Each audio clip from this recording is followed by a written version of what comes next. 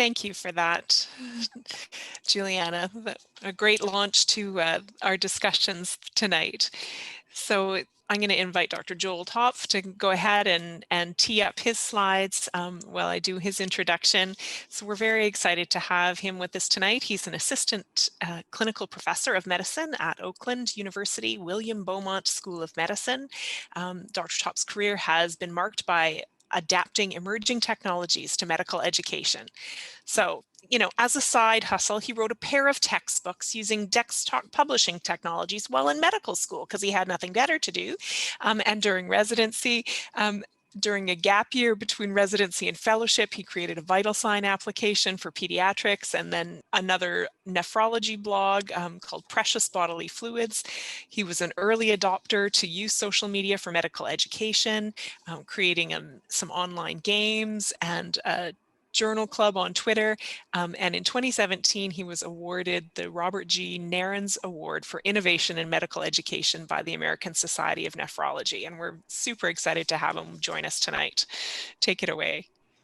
So first of all, that was an outstanding talk, and I hope I can do well by comparison. So my perspective is I helped found and organize a couple of different online communities, and we have been very careful about thinking about how we're going to maintain a professional working relationship among these groups.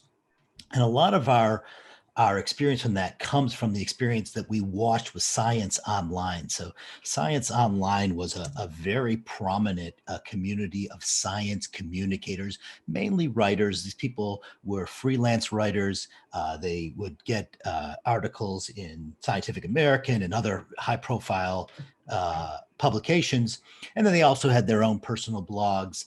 And they were organized into this community that would have a yearly conference. And it was one of these conferences that they would open it up and minutes later it would be completely sold out.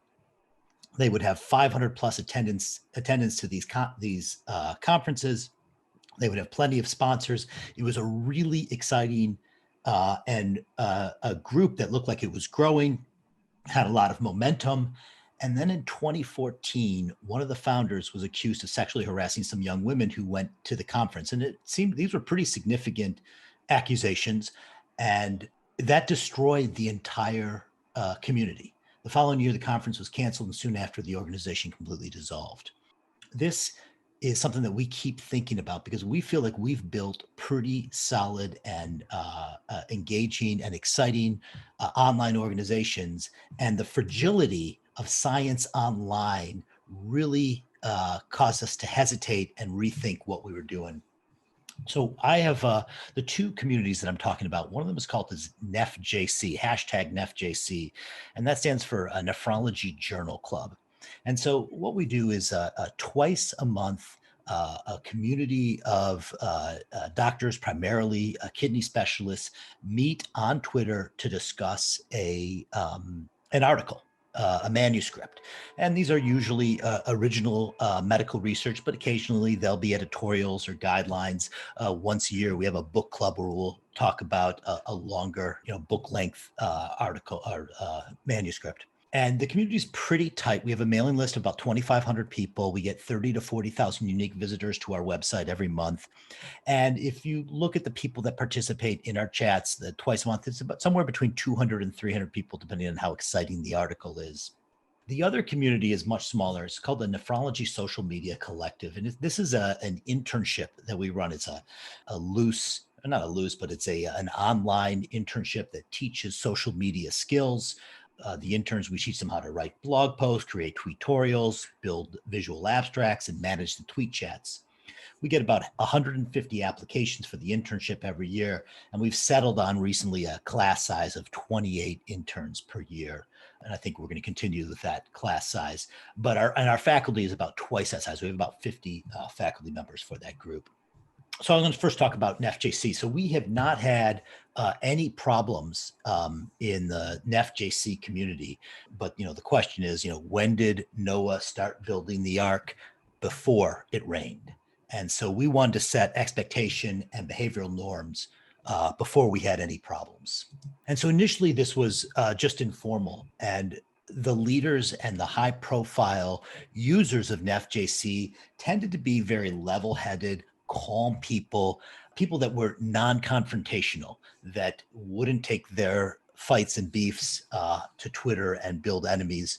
In other words, we're nephrologists, right? We're just kind of a generally easygoing group of people. And we really think that leadership by example is really the most powerful tool to developing kind of the norms in a community. And this, I think, was really conducive to setting up kind of the way people exchange information and kind of the level of politeness in our group. But we wanted to get that formalized as we grew. And so we developed a code of conduct. And this is just kind of this is the preamble to the code of conduct. It says that we're a diverse group and we collaborate to mutual advantage and enjoyment. The code is not exhaustive or complete. It's not a rule book, but it should be honored by everyone who represents us officially or informally, claims affiliation, or participates directly with us. We expect the codes to be followed in spirit as much as in letter. And the overreaching goal of NFJC is to be a productive, happy, and supportive community that welcomes new ideas, improves over time, fosters collaborations between people with diverse needs, interests, and skills. So this is the code itself. So I just read the preamble, and then you can see we have, I think it's 8 different items: be inclusive, considerate, respectful, choose your words carefully, take responsibility for your words and actions, value decisiveness, clarity, and consensus, ask for help for unsure, turns diversity into strength, give credit where it is due, uphold confidentiality, privacy, and professionalism. And remember that whatever you put on social media is going to last forever. And so when we put this together, we put a couple of our top people in charge of building this, and then we used a consensus group of the NFJC work group to finalize it. We use resources like the AMA guidelines on social media, professionalism, and then GitHub and Ubuntu have nice codes of conduct that we thought were really helpful, and we use those as jumping off points. One of the important things that we did then is once we had the code of conduct, we turned it into an infographic. And the value of an infographic, especially in a community that meets primarily by Twitter, is it is something that is easily shareable and something that we can reinforce every time we have one of our NFJC Twitter chats. As we can reinforce these are the values that we honor and that we want to promote. And I think this has been a real important aspect. And it, by repetition, we emphasize that these are our values and that we want other people to abide by them. The Nephrology Social Media Collective is a tiger of a different stripe completely.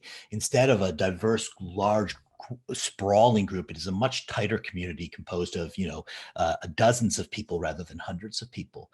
But we have people really from very diverse backgrounds. We have interns that have hailed from all around the world, from Nepal to Ireland, from a place, an exotic country called Canada, covered in snow, to Vietnam, USA, and even Detroit. And then our interns come from, we call them interns, but some of them are professors of medicine. We've had medical students, we've had nurses, we had even a critical care fellow, but primarily it's going to be young faculty in nephrology and primarily nephrology fellows.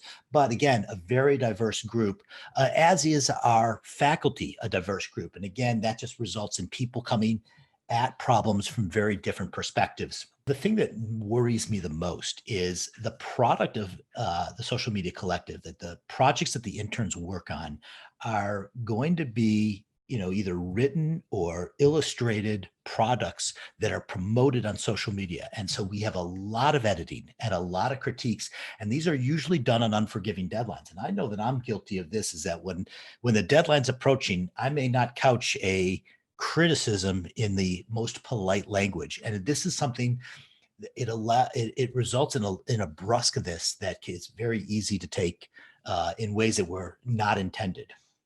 And then lastly, both the faculty and the interns do all of this work on their own time. This is not something that people are paid for. Nobody has dedicated or protected time to do this. And so anytime we're working on this stuff, we're taking time from our families, from other projects that we might be working on.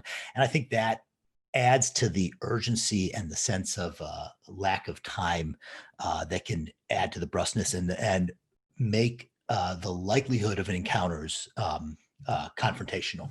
And so again, before we had any problems, we started saying, hey, we recognize that these are risks.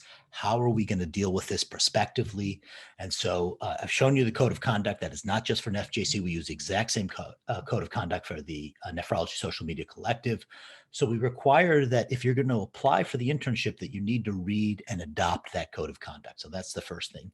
Then on our very first orientation meeting, one of the topics that we talk about is the code of conduct once again. And this is important. This is saying that the code of conduct is not just a stamp that we put there because the lawyers said we needed to, or something that we have to have as a checkbox. This is something that we think is important, and we're going to make it important enough that we're going to talk about in our very first meeting. Then we've also put together, we've added a male and female ombudsperson. So if you do run into problems, and we've had problems since we've set this up, who is your first person to contact? And we wanted to make it separate from the leadership of the internship so that people, if they had problems with the leadership, that they would have somebody to go with that was outside of the traditional chain of command. And so we've had this, and this has been very helpful. And then the last thing that we've set up is a women's only Slack to discuss issues without judgment and free from the full community. And so these are the things that we kind of set up in advance. And we've had issues that have come up. It's interesting. It's not issues that we really anticipated. It was mostly issues of intellectual property. The things that people come up with is I had this idea before you had this idea, you took my idea. And those are things that we had not anticipated as being areas of conflict, but has been a recurrent problem. And we've had to deal with that. But in summary, we've put professionalism, conflict resolution front and center, and not as an afterthought. And this is part of our primary mission. And this has resulted in being an effective way to keep a close-knit, both types of communities, one a wild and sprawling community, another one a very close community, but both of them to be productive. And it's been a very positive experience for us. And I think it's not a bad model to follow. Thank you.